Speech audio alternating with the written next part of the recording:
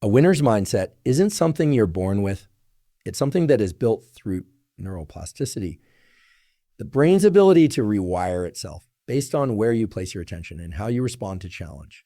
People we call winners are not operating from constant motivation or confidence.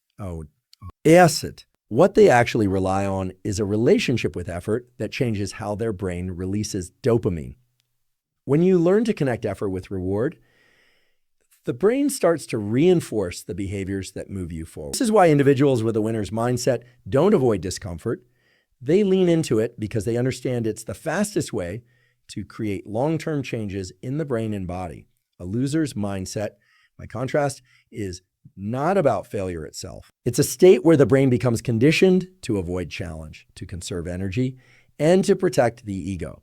People in this mindset interpret setbacks as evidence that they are not capable, rather than as signals that the nervous system needs more training. This leads to a loop of hesitation, procrastination, and overthinking. And the brain adapts to that too.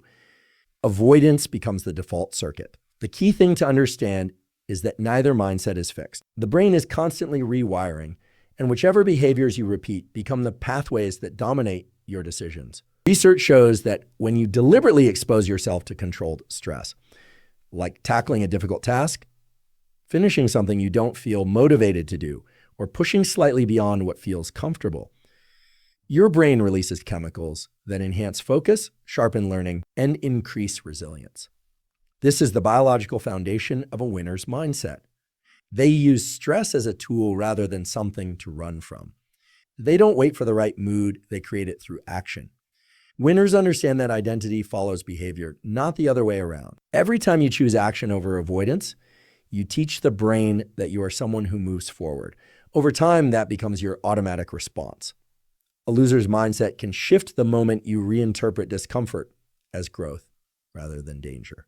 The nervous system is designed to adapt, and when you give it the right signals, small, consistent actions, conscious focus, embracing effort, it starts working for you instead of against. Winners aren't perfect, and they don't always succeed, but they repeatedly put themselves in the path of challenge because they know that is where the brain becomes stronger. The difference in the two mindsets isn't talent or intelligence. It's the willingness to use the mechanisms of the brain to your advantage. And the good news is that anyone at any point in life can develop a winner's mindset by training their brain through consistent action, deliberate effort, and the understanding that every moment of challenge is an opportunity for neural growth.